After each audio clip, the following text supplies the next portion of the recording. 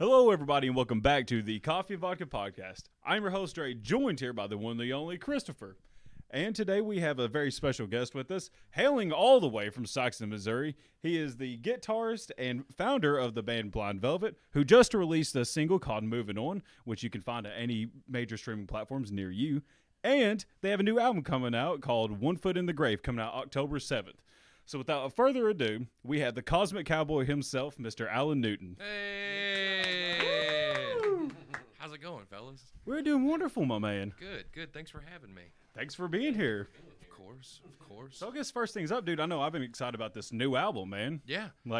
This new album is a departure from the other two. It's a little bit heavier. There's a little bit more subject matter. A little bit more honest, I would say. So you get to hear a lot of, I don't know, I guess our personal takes on things on this album. So you're putting more of yourself into this album than what you have in other albums? Yeah, I mean, don't get me wrong. The other albums, they're very much us in that time frame.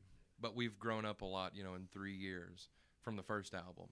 So you hear a lot of, I would say, darker subject matter. Because, I mean, we've all gone through some crazy stuff in the past, 3 years. I mean, 2020 was the worst year of anybody's life. So we all survived that, thank God.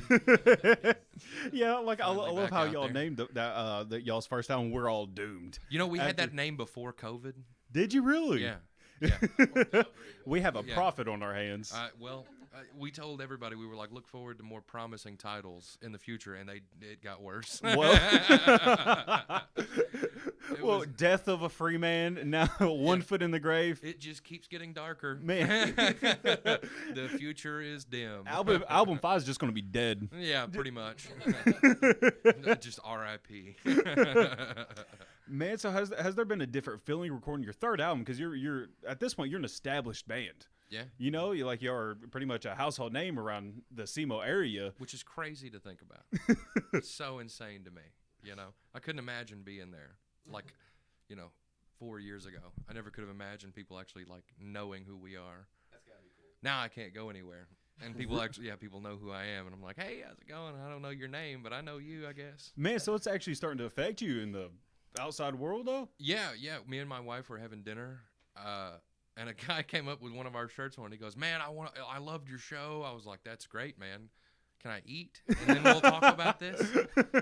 And he was like, oh, man, I'm just trying to talk. I'm like, yeah, we'll do that afterwards. Let me enjoy this lasagna right now, and then we'll catch you on the flip side, man.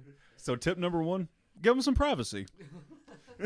I'm always down. I love fans. I'm always down to take pictures and sign stuff and, talk to people. I'm still humble. I still know where I came from. Sometimes. It depends on how much alcohol I've had that day. Oh, that's cool as shit, man, though. Thank you. Hey, man, I've got a question for you, man. Sure. I know I've seen where you played the rodeo before, correct? Yeah. How was that? You got to tell me how that was. It had to be a big, big thing for you. So we haven't actually played the main stage, but we played the after party, which is, to me, way better. Because that's when everybody is done with the rodeo, and everybody's just coming over to hang out. And it's more like a party, pretty kind of. Oh, it's gnarly. It's insane. Last year we played Friday and Saturday. Friday was great. It went really well. But Saturday was just absolutely ridiculous. Really? I mean, there's this little section, that we're playing in underneath the little thing. They call it Little Becky. Dude, it had to have been, I don't know, 500 people just shoveled underneath this little barn. It was insane. We had to have people, our friends in front of us to keep people from pushing into our equipment. Wow. And then I blacked out at one point. Our road manager pushed me back on stage because apparently I was falling asleep, and he just kind of pushed me back. Shout out to Cody Anderson whenever he watches this. Best road manager there is. And anyway, he was like, you gotta wake up, buddy. I'm like, yeah, I know. I got another 30 minutes. How long did y'all play for?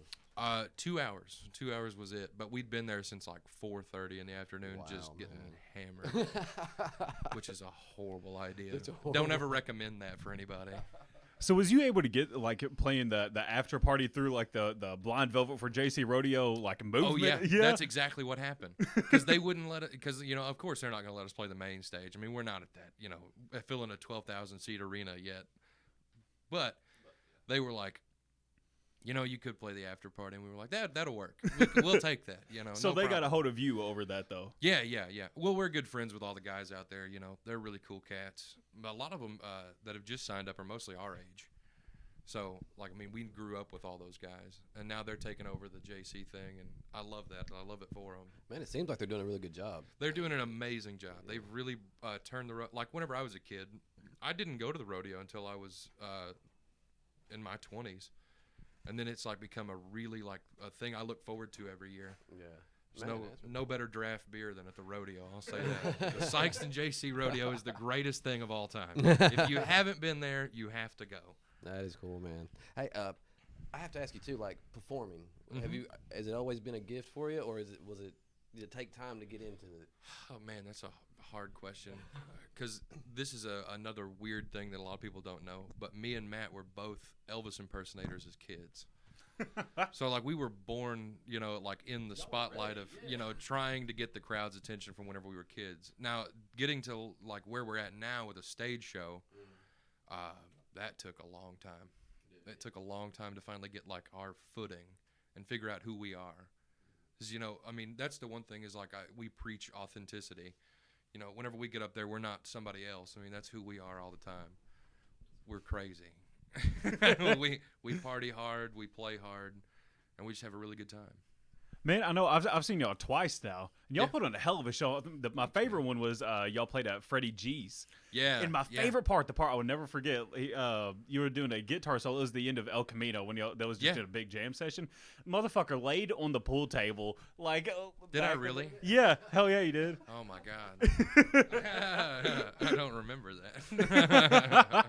Well, I thought it was cool as shit. But I was like, hell yeah, man. See, at that place, they gave us our bar tab was free, so it always turned out a ruckus. It's a 45-minute drive home, so there's at least 6 stops along the way of let me get out real fast. Yeah. Get rid of a little bit more of this Jim Beam. 'Cause that was the one thing, they had the best Jim Beam this side of the planet. I don't know why, but it just tastes different there. Just Freddie G's just happens to hit the spot. It does, man. Well, that's where we got our start. That was the first gig we ever had. Really? Yeah, we were all kind of sitting around. We'd been woodshedding for probably a year, and we thought we were ready for a show.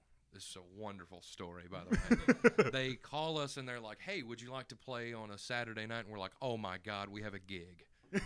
Oh, my God, we got to do Saturday this. night, that's a It's a big that's night. a hell of a start. It's a great night to go out there and play. So we get out there. We've got everything ran through one guitar amp, including the vocals, because we didn't have any gear.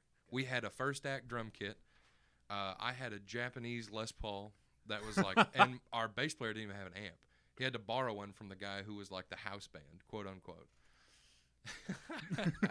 We had prepared 30 minutes of material. Didn't know it was a 4-hour gig. Oh my God. Yeah, you talk about hard. Wow. That was you learn really fast. You've got to keep doing something, or else they start staring. And So what y'all use to fill up the time? We played the set 4 times. Yeah. Did y'all ever lose the crowd? No, it actually got crazier as the time went on. And then we became the house band there for probably a year.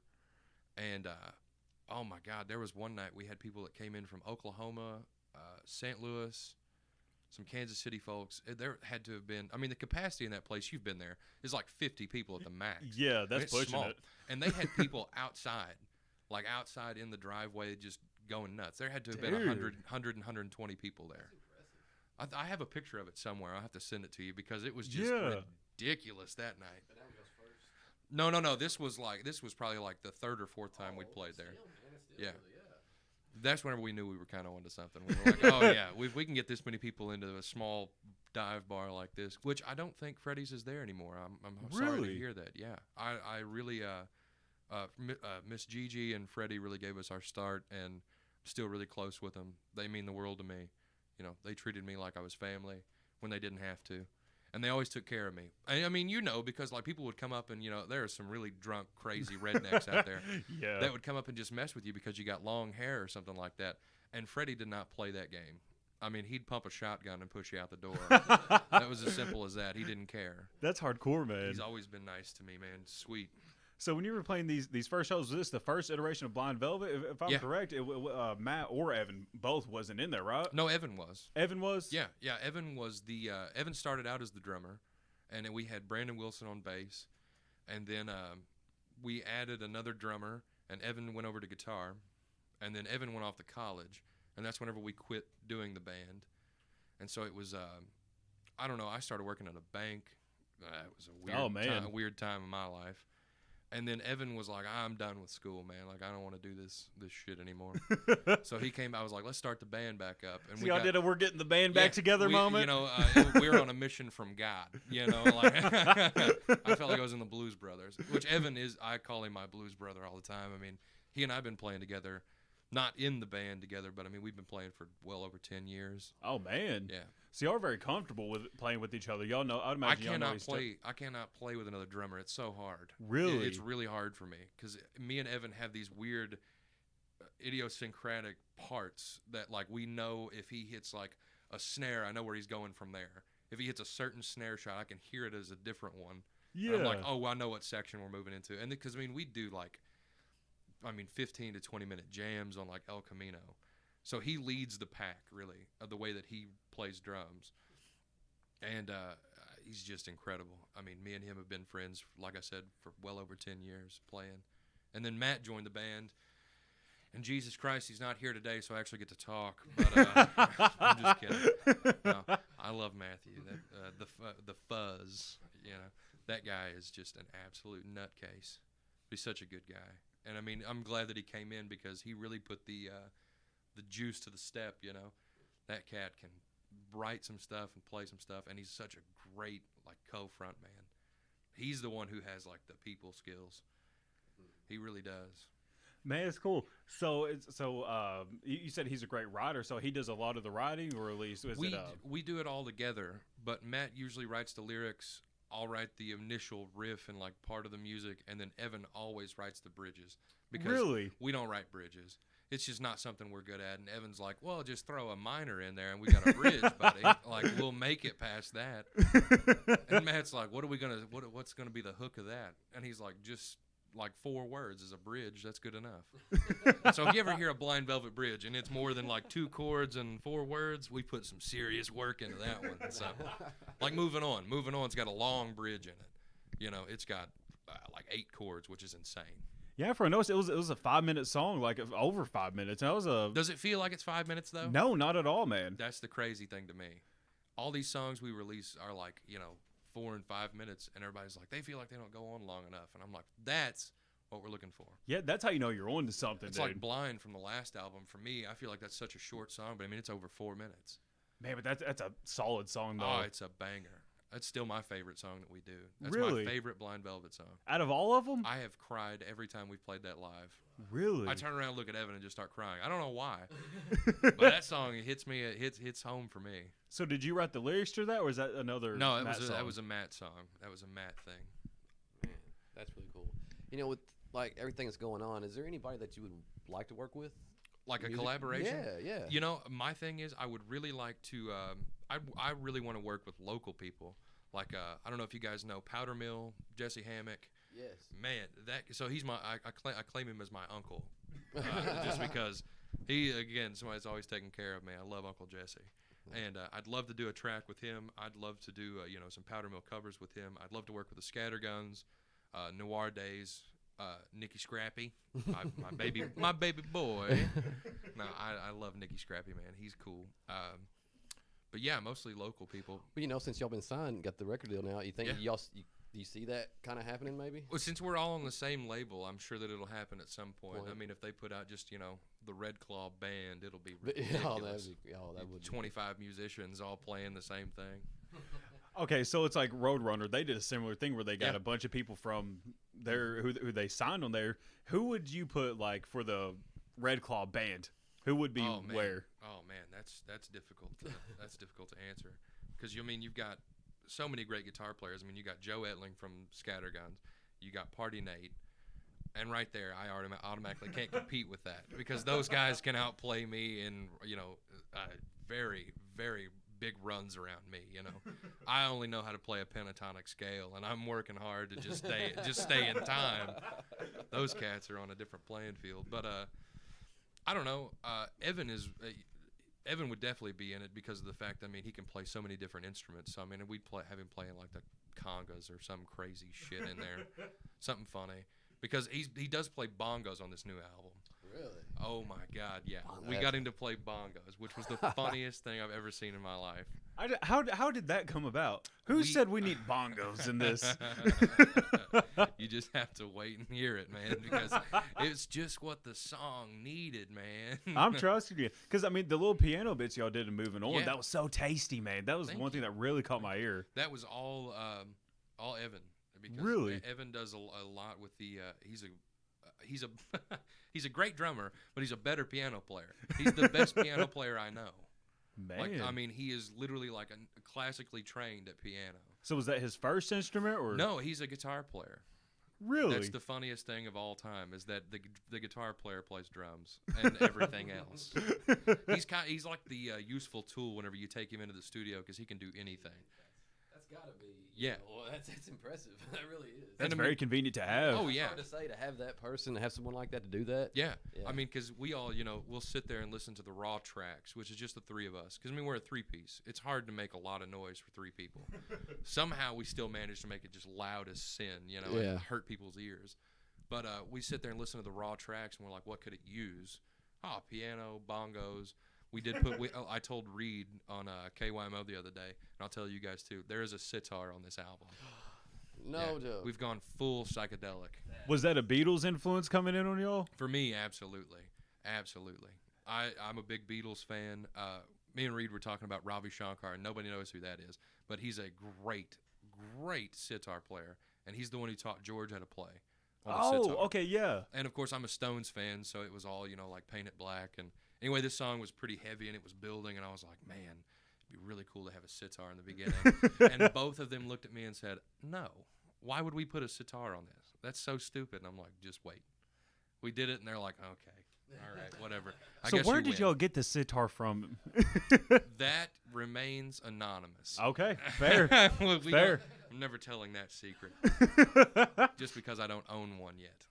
I As got soon you. as I own one, it's over. I'm never playing guitar again. I'm sitting cross-legged and playing sitar in Blind Village forever. Found them on your local street corner. Could you imagine hearing El Camino with a sitar on it instead of a guitar? Oh, dude, I'd pay you so much for that. We're just doing raga rock now. That's what I'm into.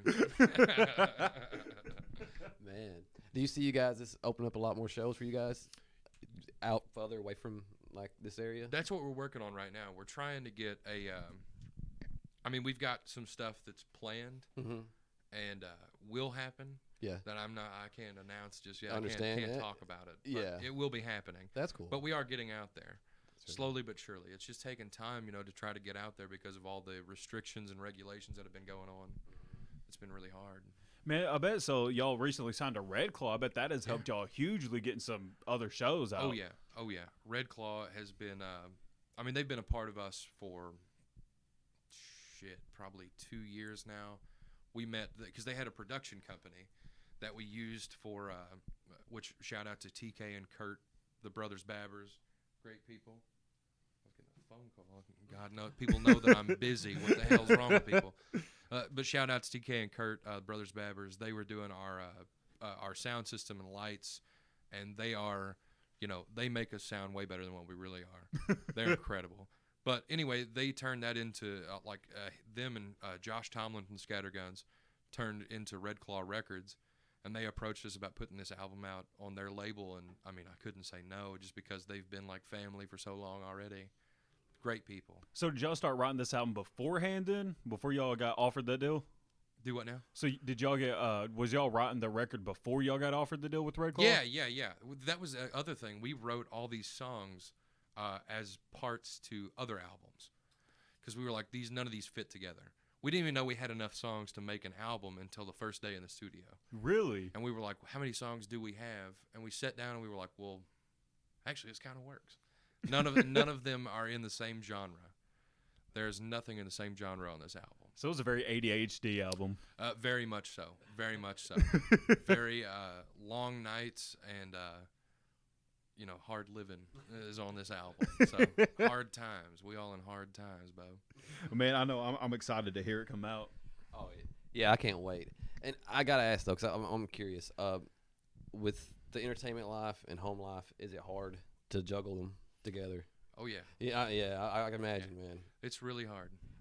you know, it's got to be great though. It's the experience of doing this though. It is awesome. Yeah, it is awesome. It's I don't know. It's everything that I dreamed it would be, and then everything that I didn't dream it would be. I got you.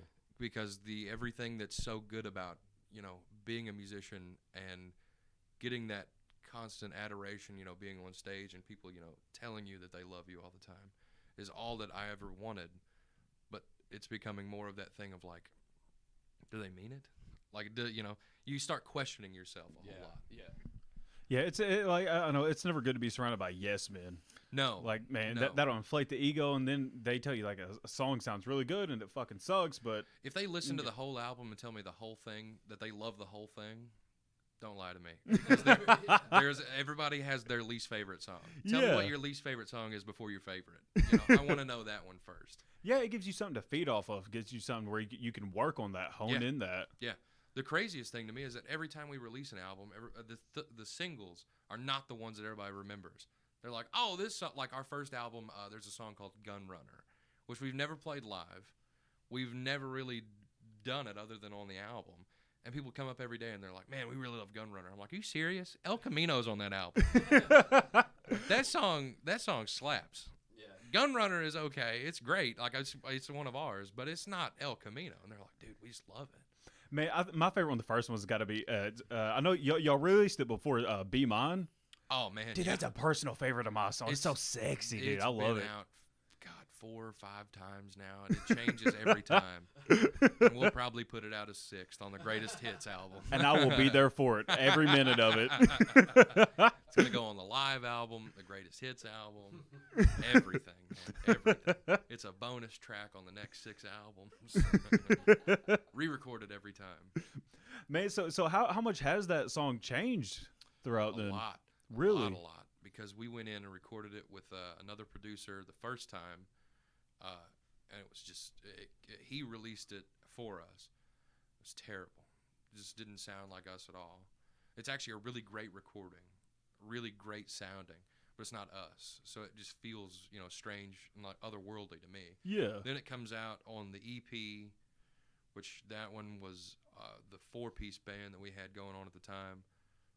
Very much the how it is now, but it's gotten more and more heavy as time has gone on, a little bit more sultry, I would say, because it started out and it was just so blah, the more you go back and listen to your old stuff, is just like, that's insane. I went and listened to our first EP the other day. Oh yeah. Oh my God, that's wild. Man, what one's that? Is that the one with the skull with the cigarette? Yeah. Okay. Yeah. Man, sex, drugs, and rock and roll. People forget that song exists, and I thank God every day that they do. Dude, no, I love that song. I forgot about that. No. Sex, drugs, and rock and roll. Dude, it's such a great hook. And whenever Matt joined the band, that was like our closing song we usually did. And there were just too many chords for us to figure it out. And Matt goes, no, we got to do something else. And then El Camino came out, and we were like, yes. We'll make it 20 minutes and psychedelic at the end. We'll just do some strange shit in there. So what made y'all cling to El Camino? Because that's been y'all's poster child for the last while. It really has. I don't know. It's like that was the one that everybody knows because they come up, whether it's after a show or just out in public, and people come up there like, I'm a man. I'm like, dude, stop, please. Don't do that. It's just something that people know, and they've really captured on it. I guess it's because it's simple. It's only 3 chords. Yeah. 3 chords and the truth, Hey, Occam's razor, man, usually the simplest is going to be the best option. That's what they tell me. I keep trying to get more complicated, but I'm not talented enough to be complicated. 3 chords is about where I'll draw the line. 4 chords and we're playing jazz, that's out of my league. Man, so you said y'all had 4 members at one point. How long did that iteration last? Maybe a year. Yeah. I really don't remember. That was like a blur in my life because that was a fast living time for me. Man. So did y'all go classic, like two guitarists, a bassist, and a drummer? Or? Yeah. Evan was playing guitar at that time, and oh my God, it was so loud and just so ridiculous. And I mean, we'd go and we'd play 4-hour sets, and I mean, we'd just run around and act nuts because me and Evan grew up playing guitar, together. And so it was like we ran over each other, and we tried to do harmonized guitar parts, and way too much trying to do all that stuff. And you've had two guitar players, so you can do two solos in the same song, So we'd make songs last for 20 minutes, like the Allman Brothers, man. I mean, Simple Man would last for an hour. We did Freebird. Oh my God! Yeah, we did the actual version of Freebird. Oh, it was ridiculous. It was ridiculous. What is your favorite song to perform? My favorite song to perform? Yes. I guess it's probably El Camino because I know that it's the end of the night when that one kicks on. It's party time when that one's over. That's fair enough. No, my favorite one to actually perform is the first song in every set, which is Gotta Go. Because we hit the 3 big chords at the beginning and then kick into the riff. And every time we kick into that riff, somebody's going to scream because it's just loud. That's a fun-ass song, man. Y'all kicked off the last album with that, right? Like that. Yeah. It started the album, and that's how it became our opening song. We've never worked with a set list. We've never done a show with a set list just because it's not who we are. We're not into that. But we always know that we're going to start with Gotta Go, then do Bittersweet Decision, and at the end it's going to be El Camino. So do y'all decide on stage or on the way up to the venue, or? Nope, on stage. On stage. We get done with a song, look over, and somebody will say, "Any suggestions?" That's why it takes us so long. It's why we tell jokes on stage, and we're not comedians. Has there ever been a standstill where y'all just cannot figure it out? Oh yeah. That was, boy howdy. That was one of those blackout times where we were just so tired and over it. We did 2 4-hour gigs in the same day. Oh, that was smart. Oh, it was horrible. Well, the first one was in East Prairie at 10 a.m. Oh, was that the something to crow about? Yes. No. It was the Tour de Corn. Oh, yeah. Oh. My amp fell off the stage. Oh, shit. Was this when y'all was playing on the trailer? Yeah. Man. Reed Howell, thank God he picked up my amp. Because there was no way I was getting down. Like, you know me, I'm not out of bed before 2 p.m. That's just not who I am. It was rough. I was like, man, we got there at 8 to sound check. Show starts at 10. We get done at 2. And then we had a 4-hour set. I think it was in Cape that same night. So we got done with that show, drove home. We all showered, not together. Wouldn't mind it sometimes, We cuddle for warmth. We're family. But no, we all showered, put on another set of clothes, go out and do the same shit again. And I don't know if we made it home that night. Oh, man, yeah. Again, my recollection is so fuzzy on old times, because it becomes a thing where like everybody wants to buy you a drink, and that one thing leads to another, and next thing you know, you've had 12 to 15 drinks, and you're like, well, this is great. I mean, you can't tell them no. They're offering. No, of course not, because it's rude. Where I come from, it's rude to refuse a drink. We got that Midwest nice. We just can't say no. Even if you don't drink and somebody offers you a beer, sure, absolutely, sip it slowly. Man, so talking about venues, man, is there a venue that you just love going to? The Rude Dog in Cape Girardeau. Yeah? That is my favorite venue. I grew up going to shows there once I turned 21, because I grew up, and I'm going to be 25 in 2 weeks. Yeah. But at 21, I started going to shows at the Rude Dog, and there were 2 bands that really caught my attention, which was there was a 2-piece band that's no longer together, but they're called Holy Crow.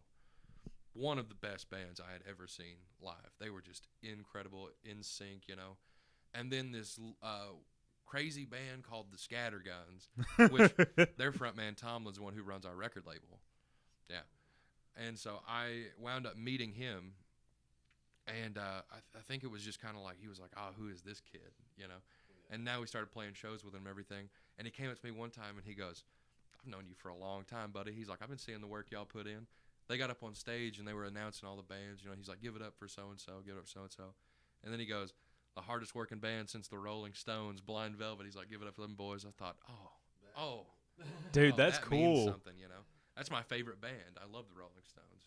It's literally my favorite childhood band. Really? And now, I mean, I was in the on Spotify gives you those little things at the end of the year. Oh, tell you- yeah. yeah. I was in the top 0.02% of Stones listeners. My God. Yeah, and I mean, there's like a billion of them. It seems like you take a lot of influence from classic rock, Yeah. which is crazy because a lot of guitarists nowadays is a bunch of like technical ass like Oh yeah, school theory. Yngwie and Steve Vai and all those guys. Yeah, but you're Which I very love bluesy, old school rock and roll type of guitarist. Is that music always like just connected with you, or That's what I was raised on, which all three of us were really raised on that. Which was, because I was raised by my grandparents. They were the ones who took me in and took care of me, and shit, they still take care of me. But I remember, like some of my earliest memories of listening to music was they had a ZZ Top cassette, and I remember listening to that every day, and that just it blew my mind. It was that CCR and the Eagles. do you remember what ZZ Top cassette it was? It was the greatest hits. It's where they're standing there. I think they're in a photo session, and there's like some chicks laying on a couch, usually. And I remember seeing it, and Billy Gibbons had a cheetah print coat, and he's going like this. And I'm like, that's the lifestyle I want to lead. So is that an influence on you, like on the way you present yourself is very much so like Oh, that? Southern rock, ZZ Top, try to be cool. Yeah, the people who really know me know that I'm not cool. Yeah, not in the slightest. I'm a really good personality online though. Oh, what's that Brad Paisley song? I'm so much cooler online. Yeah, that's me. That's really cool. Yeah, it's ZZ Top. I could see the image. You got the image going for sure. Thank you. I like that. It means a lot. It really, yeah. I mean, it's cool. I really like it.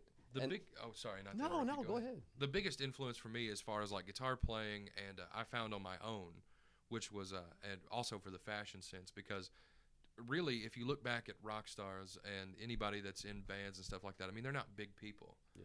And I've always been big. Like, I mean, I'm 300 pounds. I'm not ashamed to admit that, And that's because I found this band called Mountain. And I don't know if you guys know the song Mississippi Queen. Mm-hmm. Yeah, Mountain. And Leslie West was their front man. The guy was 6'5" and like 500 pounds. Oh wow. He played a Les Paul through just a cranked Sun PA amplifier. And man, you just can't get better than that guy. And whenever you look at him, and if you ever look up Leslie West, he's got the weirdest clothes you've ever seen in your life. He just dressed like he did not give a shit what other people thought. What would he wear? Like, I mean, he had like some crazy bell bottoms, fringe jackets. He had an all leather outfit with a cowboy hat. And the crazy thing is that he's from New York. He's super Italian. Like super Italian, He's got like that thick New York accent, And then you see the guy dressed like he's, like a leather daddy with a cowboy hat. And I'm like, what the hell is going on? performance Southern rock. Yeah, that's because they were from Long Island. They played Southern rock like that. I mean, it's just gnarly the sound that they came up with. I love Mountain, and I collected all their vinyl finally. Just the other really. day. Yeah. Is that original prints or? Yeah. Oh yeah. I went above and beyond to find original prints with the original posters too. Really? Oh yeah. So are you a vinyl collector? Do you like old school vinyls and shit? Or? Yeah, I'm a huge vinyl collector. I've got I've run out of room for all the vinyl that I've bought. Really? Yeah, it's just ridiculous. I'll buy multiple copies of stuff just because I'm an addict. So do you go after like different mixes, like if Yeah. they release like a 2020 mix of like an old album? Oh yeah, I've got Raw Power by Iggy and the Stooges. Yeah. One of the greatest albums of all time. There's 15 different mixes of that album because they had David Bowie mix it, and they had Iggy mix it, then they had the company mix it. I've got all of them. Which one's your favorite? It's definitely the Iggy mix, just because of how abrasive it is on your ears. It will make you bleed. How just screechy and nasty it is. Really? Yeah, he just cut all the bass off. He was like, "I'm going to turn the treble to 90." That bass is just going off. Man, it's very much like Dead Kennedy's first album, Fresh Fruit for Rotten Vegetables. Yeah, It's very tinny sound. Oh yeah, but that makes it though. That punk sound was so tinny when it started. Yeah. Because those guys were they were the precursors to. Because to me, English punk is not the same as what American punk was. Like the CBGB scene, everybody was like, what was it? The guy who managed the Sex Pistols, Malcolm McLaren. Yeah. Came over from England, and he saw the CBGB thing, and he was like, oh, they're cool because they got these ripped clothes and stuff. Actually, they couldn't afford clothes. So he goes back to England, and him and Vivienne Westwood were like, everybody needs to wear ripped jeans, and things through their nose like the damn safety pins. And something about Joey Ramone, the lead singer of the Ramones, whenever he went over there, he was like, what the hell is this all about? He's like, I just wanted to wear a leather jacket and some jeans, man. Like He's a gauntly looking dude. He was like 7 foot tall and just creepy looking. Thin, a weird looking face, odd ass haircut. Imagine seeing all 4 of the Ramones walking at you in a dimly lit alleyway. I'd probably cry. That's a gangly looking members right there. And the sketchiest one was the smallest one, little Dee Dee, the bass player.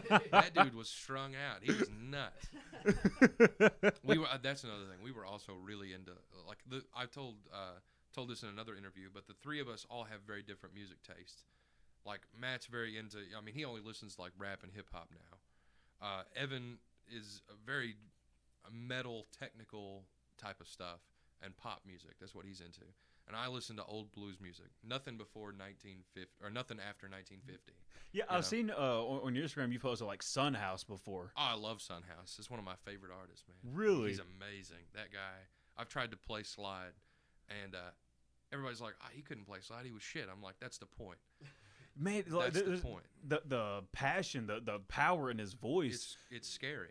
It's like John the Revelator. He does adjust his voice and clapping. Yeah, and it's off time, but it doesn't matter. Oh, dude, it's perfect the way it is. It wouldn't be no better on time. Anything. Oh yeah. Anything you could add to it and make it worse. They just put out a new Sunhouse album they found the other day. Dan Auerbach from Black Keys put it out, and oh my God, it's just incredible. Really? Oh yeah. I haven't heard of that. I'm gonna have to check that out though, dude. It's killer. It's killer. Dan Auerbach is bringing some heat this year.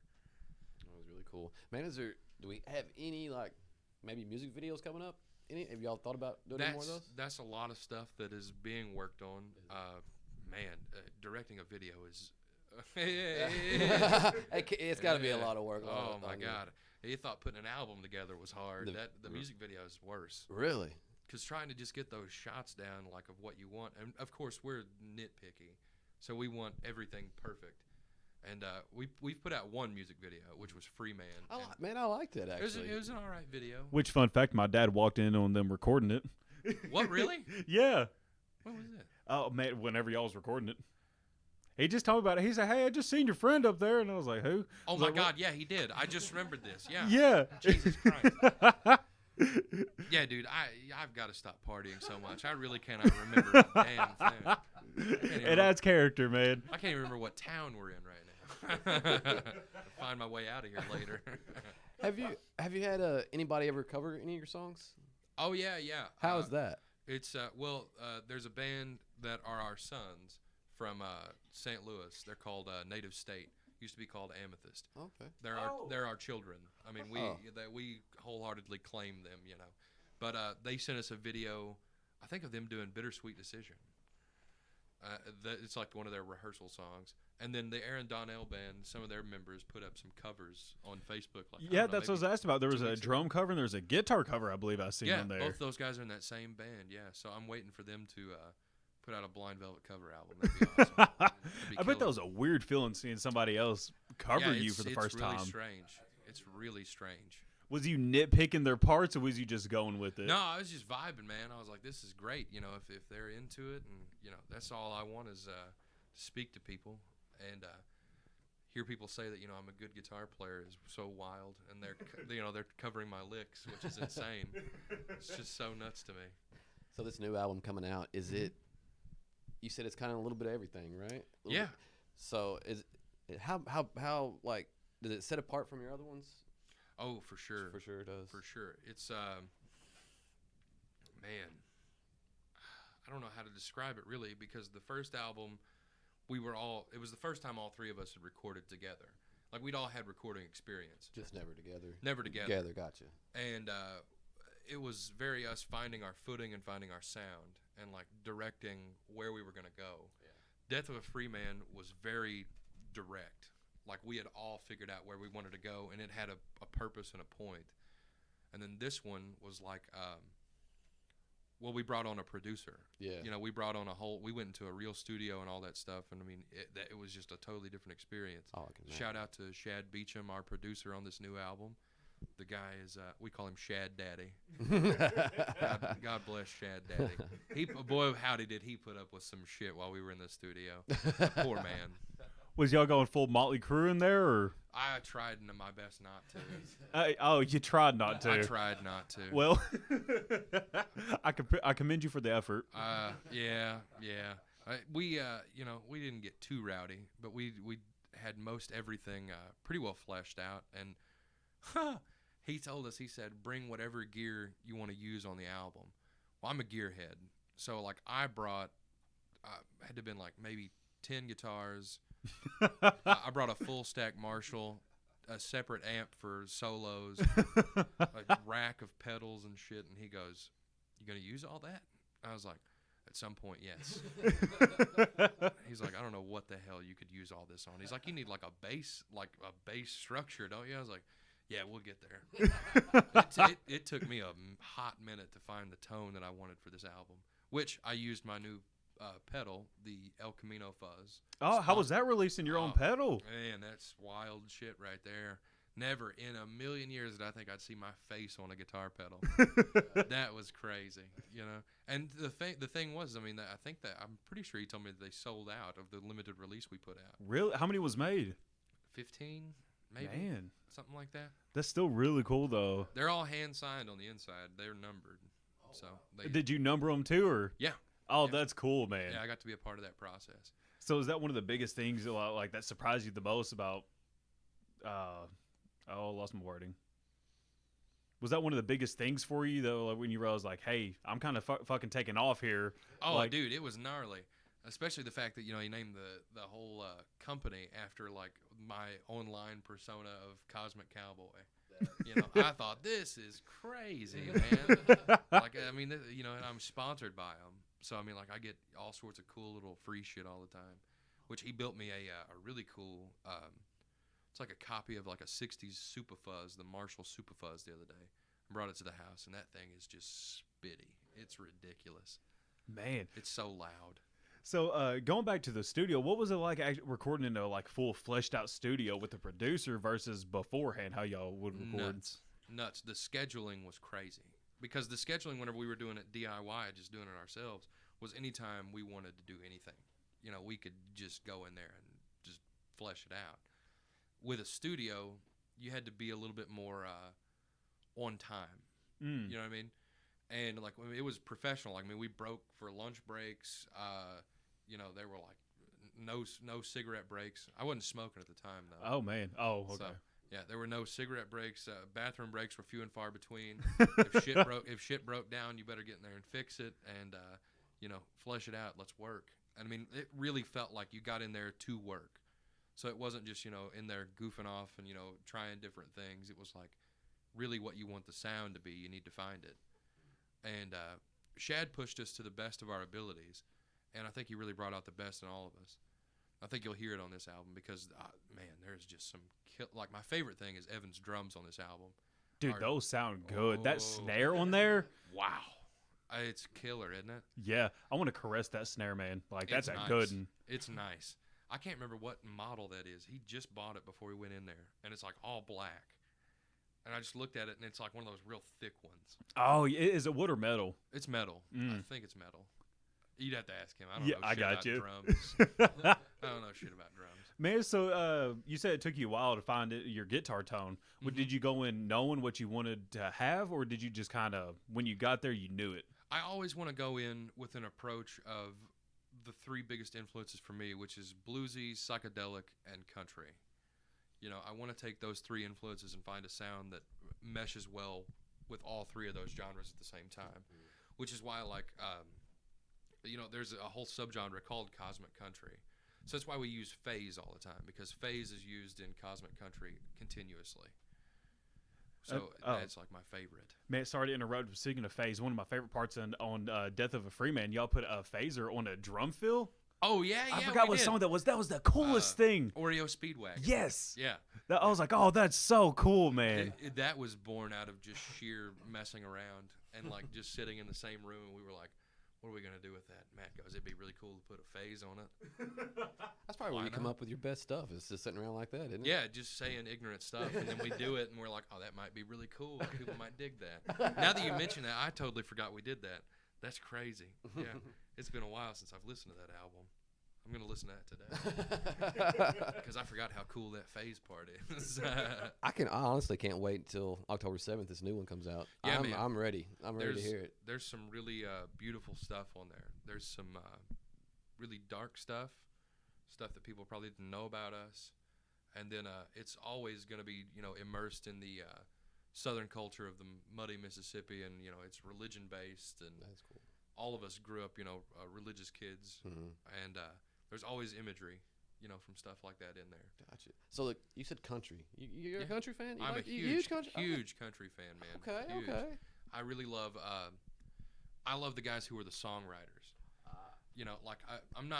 I love Willie Nelson, I love Waylon Jennings, but I'm more into the people that wrote their songs. Like there's a guy named Billy Joe Shaver, Ramblin' Jack Elliott. Shit, I'm drawing a blank on the rest of them. But that's really cool. That's really cool because a lot of people, you don't think about the writer part. yeah, no, Yeah. no. Which Billy Joe Shaver wrote Honky Tonk Heroes, the entire album that Waylon put out that made him famous. I didn't know. Wow, that's Yeah. very impressive, man. Yeah. That guy, and crazy, he played the Eagles in Sykeston with Uncle Jesse before he died. Yeah. Man. I was way too young to go see that show, Yeah. especially at the Sykeston Eagles. That place is a wild. It's geez. There's no place on earth like that. That's what Loose Cannon is about. It's about the Sykeston Eagles. So it pretty intense in there. It can be. Oh man, I've seen some shit go down in there. We love it nonetheless, though. sounds like we can't talk about it on here very much though. No, there are children watching. That is cool. Well, man, I've got a question I need to ask you. Sure. Because I've heard a lot about some stuff, and this man right here is one of them too. He's told me about this. Uh-oh. And I don't know for sure, but I kind of want to find out myself, to be honest with you. I'm worried. I've heard about you're an amazing hugger. That is true. That's what I've been. Didn't mean to scare you or anything, but No, yeah, it's fine. It's true. I'm always willing to give a hug, man. See, that's what they said. Man, he gives the best hugs. I do. I try. I try to embrace people and be as warm as I can. I feel very protected in your arms. Well, thank God somebody does.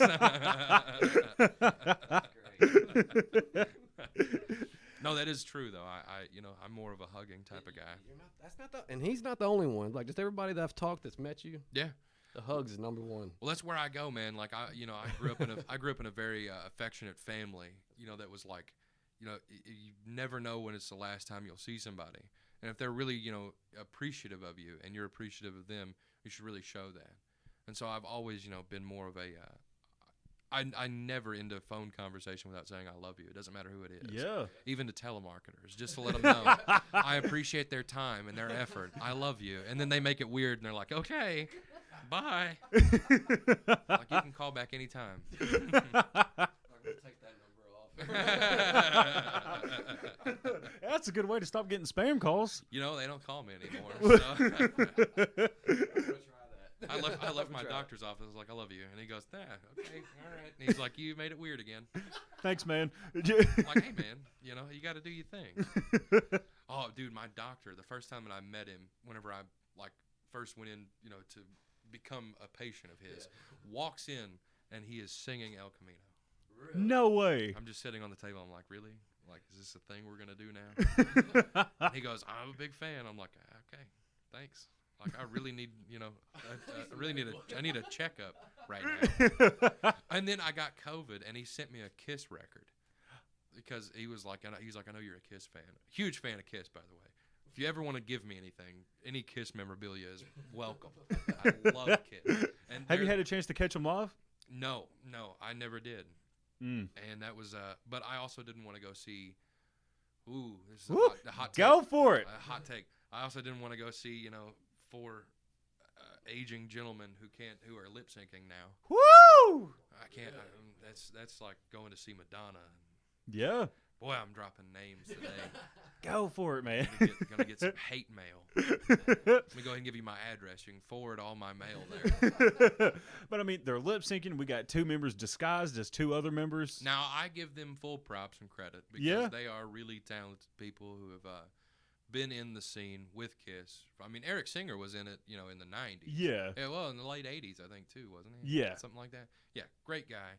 Tommy Thayer, I mean, really kept shit together for Kiss for a long time. He was like their road manager for a while. But, both of them are very talented people, and I don't blame them at all for doing the thing. I mean, fuck, if they asked me to join Kiss, I would too. Yeah. I give a damn what my makeup looks like. It's Kiss, man. That's Play the with greatest rock motherfucking band Kiss. of all time. That was really my first influence was Ace. Ace Frehley was like the king of all kings for me. Is that what inspired you to pick up the Les Paul? Without a doubt. I've always wanted a 3 pickup custom just like his with the NASA sticker on the back. Yeah. It's because it's goofy, and I love that shit. But the first 2 big influences for me that I found when I was a kid was Ace and Jimmy Page. So I automatically gravitated towards the Les Paul. There was no way around it, really. Yeah. I mean, everybody. And plus, the only guitar store in the relative area was, Collins Music. It was no longer there. They only sold Fender products. So I had Fenders, until well into where I was like 15 or 16, whenever I, got my first, like, Epiphone Les Paul, which was awesome. I loved that thing. It's still in circulation. Actually, the band Flight Jacket owns it right now. Oh, yeah? Yeah, it went to a pawn shop. Then they found it, and they've had it forever. And I identified it, and I was like, yeah, that's definitely the same one. I was like, that's mine. And they were like, that's nuts. And then I bought the actual, like, Big Al Gibson Les Paul from Mayberry Music over in Illinois. And those people have been so nice to me. They've done setups for me. And, well, the guy who runs the Cosmic Cowboy effects, Yeah. he's my tech. So he does all the setup work that I need, and thank God for that because I don't know shit about fixing a guitar. So did you find the Big Al guitar, or did you have that custom made? No, I found it. So we got those stimulus checks. Thank God for those. Could use another one, Papa Biden. Oh, Grandpa Joe, send me one more. No, I was hurting for them stimmies, boy. Y'all got another stimmy? No, hell, but anyway, I had gone to buy we went to Mayberry because I'd never been there. We got the stimulus check, which is $1,200, and I wanted a Firebird. I wanted one of the Gibson Firebirds. All they had was the non-reverse, which are ugly as shit, and I didn't like it. And it had P90s in it, which I'm a humbucker guy. So anyway, the middle kid that there's the older man, there's the guy who's like in his 50s, and then there's the kid that run Mayberry Music. It's all a dad, a son, and his father. Dude, that's cool. It's awesome. It's a family shop. And anyway, they had a 2019 Les Paul Classic sitting on the shelf. And my grandpa goes, what about that one? I was like, that's nice. And of course around here, if they have really nice guitars, they're not going to let you play them. They sit in the case. You're not allowed to touch those. But anyway, the middle guy, I want to say his name's Mark, but I'm not sure. Just Mr. Mayberry, that's all I know. But anyway, he came up and he goes, why don't you plug it in, kid? Nobody's in here. I'm like, yeah, sure. I'd love to do that. So I plugged it into a 68 Super Reverb Fender and turned it on like 1 because I was like, I'm kind of intimidated. This cat comes over and he goes, no. And he just turns it all the way to 10 and he goes, have fun. Ripping, right? And it was 2,000 was the total on it. I had $1,200, and my grandpa's like, "So you gonna get it?" I'm like, "There's no way. Like, I don't have that. I don't have that." And he goes, "I will buy it." He's like, "It's fine." Oh shit! So he walks up and he looks at the guy, and the first thing he said, "Come with a case?" And he goes, "Yeah." My grandpa goes, "Sold." And I still have the same case. All the leather has started to wear off of it from being out in the heat and in the cold. It started separating. The case smells so horrible because it's got red fur in it, and it just smells like every bar bathroom you've ever been in. It's a case with many stories. Ooh. It has seen some shit. So, is that the guitar you play on the upcoming album, or do you switch it up a little bit? There's quite a few guitars on that album. Majority of it is the Les Paul, though. The everything's been recorded with the Les Paul since I got it. Yeah. You know, that's like I don't know if there's any other guitar that fits me as well as that one. That's like my sound. Yeah. Plus, it's got you can make it into single coils. You can do push-pull pots on the phasing. It's just gnarly. So you get into like the technicalities of like getting tone where it's just like stuff. In the studio, I will. Yeah. When I'm live, I'm running around too much for that shit. So I'm crazy. So what was the other guitars that we used on there? I had a Dan Electro 12-string, which I used on Moving On. Also on Moving On, there's an acoustic. I think it's a late 70s Fender F15. It's like a $50 guitar. But I bought one, and I put a Seymour Duncan in it for a pickup in the sound hole. Greatest acoustic I've ever played. Really? I've played Martins that don't play as well as that. Really? Oh yeah. How'd you find that one? A buddy of mine, name dropping again, Andy Eason. He's a great guy who just he's like a gear nerd, and he's always trading and buying and selling. And I had something that he wanted, and I just wanted an acoustic because I didn't really have a decent one. So we made the swap, and it's like, I don't know who played that thing, but the fretboard is just worn in perfectly. Like somebody's hand is just fit perfectly to that, and mine do. I don't know why, but I play that more than I play anything else at home, just because I'm not plugging in a Marshall full stack at home every day and ripping the Les Paul. Like, I mean, I'm nuts, but I'm not that nuts. Sometimes I just want to watch television and play the acoustic, you know. So is that where you do a lot of your songwriting is on the acoustic, or? Yeah, that's where riffs start. And then if they really start like sounding some way to me, then I'll take it out in our rehearsal space and plug everything in, and make my neighbors hate me. Yeah. Because I'll do that shit at 2 a.m. If the riff is there, it's coming out. Like I'm gonna pull it out. That's cool. Man, it's really, y'all got a lot of stuff going on, and you're getting big, but I hope you don't get too big to come back again. No, man. never. I'll definitely be back. This is great, man. We enjoyed having you. Yeah, dude, it's been fun. Yeah, you got anything else for him?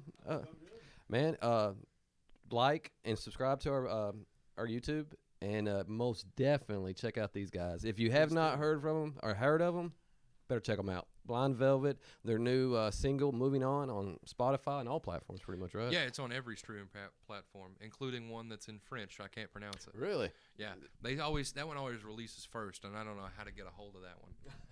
Weird fact, while we're on to that, we have like a listener from Norway, one listener from Norway and one listener from Mexico. Yeah. I just randomly remembered that.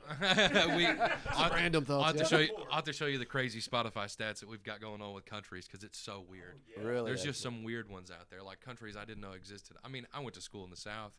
They don't teach geography down here. You don't know. You know the 50 states of the United States. That's about it. I didn't know that Croatia was a place.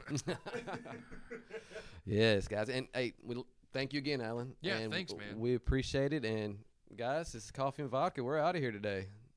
Thank you.